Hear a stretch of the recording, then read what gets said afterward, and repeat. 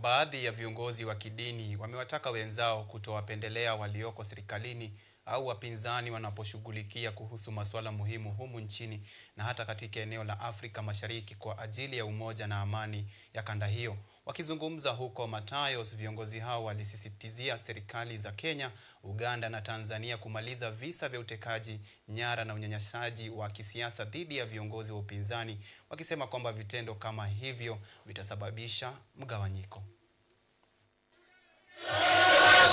Viongozi wa kidini kutoka kanisa la Charismatic Renewal wamewasihi viongozi wa kidini kujiepusha na siasa nchini pamoja na kanda la Afrika Mashariki.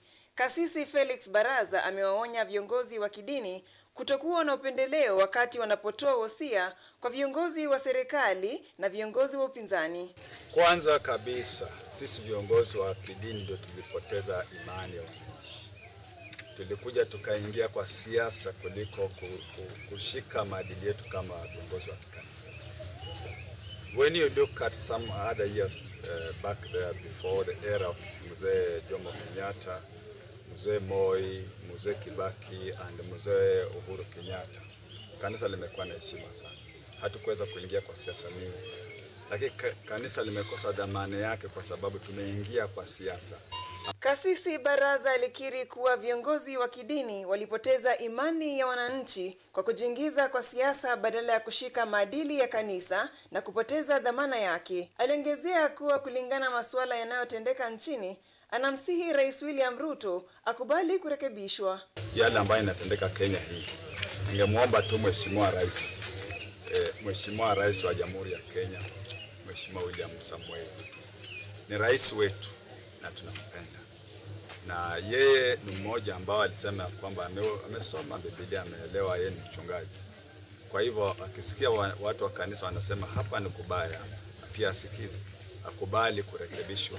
Viongozi ambao wanaoshikwa ndio wengine wanakosa, lakini wengine pia wapewe heshima zao. Kama wamekosa wapewe heshima zao.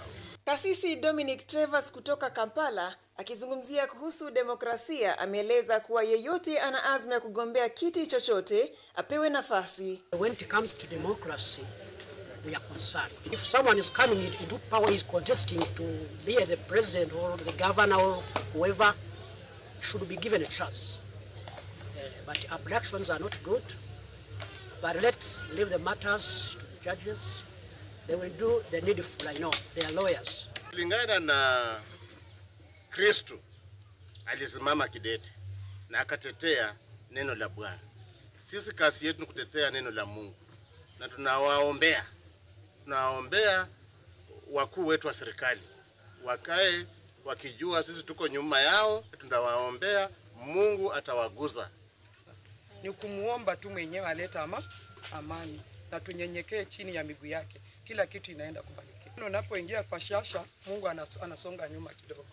Umeingilia mambo ya ulimwengu. Tunastahili sisi tulilie ulimwengu.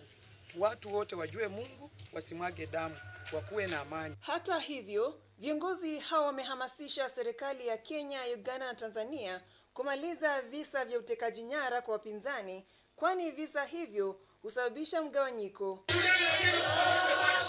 Brenda Nyongesa,